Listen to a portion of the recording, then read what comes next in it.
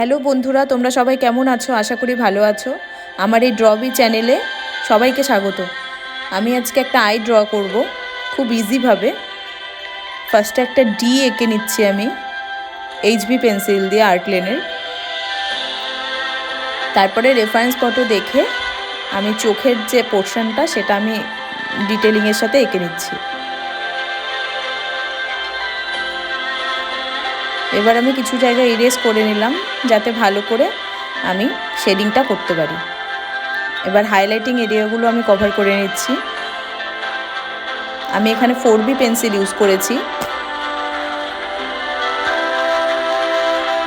ভালো করে আইবলের ভেতরের যে পোর্শনটা সেটা আমি কমপ্লিট করে নিলাম।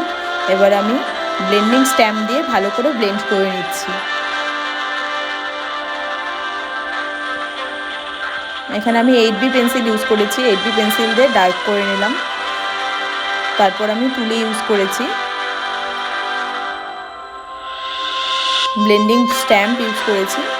ভালো করে ব্লেন্ডিংটা কিন্তু মাস্ট, ব্লেন্ডিংটা ভালো করে করতে হবে।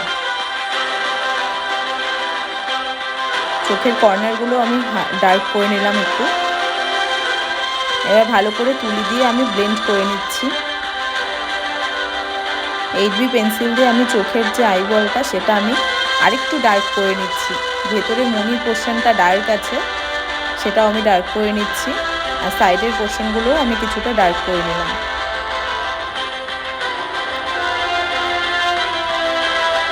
সেম এই কর্নারেও আমি করছি।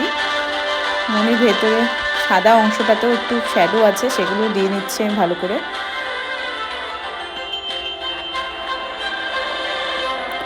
এবার আমি ইলেকট্রিক্যাল ইরেজার দিয়ে কর্নারের যে পোর্শনটা আছে সেটা আমি করে নিলাম, হাইলাইটিং দিয়ে নিলাম।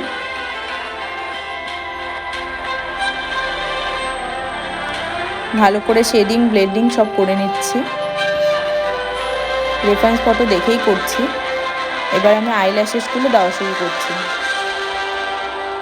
দেখো আমি কিভাবে দিচ্ছি আইল্যাশগুলো। একটার পাশে একটা, একটার পাশে একটা, এভাবেই দিচ্ছি। দিয়ে ভালো করে ব্লেন্ডিং করে নিতে হবে কিন্তু আইল্যাশগুলো।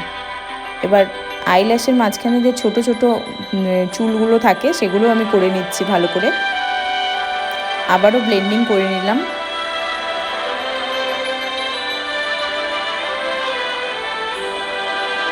আর একটু ডার্ক করার দরকার ছিল আইল্যাশগুলো, সেগুলো করে নিলাম 10B দিয়ে।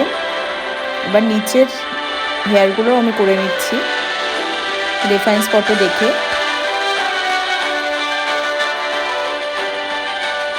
ব্লেন্ডিং স্ট্যাম্প দিয়ে ভালো করে নিচের চোখের যে ভাঁজটা আছে সেটা করে নিলাম। 4B, 8B আর 10B পেন্সিল দিয়েই আমি কমপ্লিট করলাম এটা। এবার হাইলাইটিং এরিয়াগুলো কভার করার জন্য আমি প্রফেশনাল ইরেজার নিয়েছি, সেটা দিয়ে আমি হাইলাইটিং দিয়ে নিচ্ছি।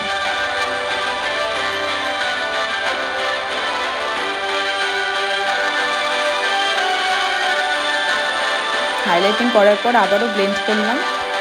নিডেড ইরেজারও ইউজ করেছি আমি হাইলাইটিংয়ের জন্য। এবার আমি আমার হোয়াইট জেল পেন দিয়ে ভালো করে হাইলাইটিং এরিয়াগুলো কভার করে নিচ্ছি। যেখানে যেখানে আছে হোয়াইট জেল পেন ইউজ করছি আমি। তারপর আবার ব্লেন্ড করে নিতে হবে। এবার সাদা অংশের ভেতরে যে রগগুলো আছে সেগুলো আমি দিয়ে নিচ্ছি ডিটেলিংয়ের সাথে। তোমরা দেখো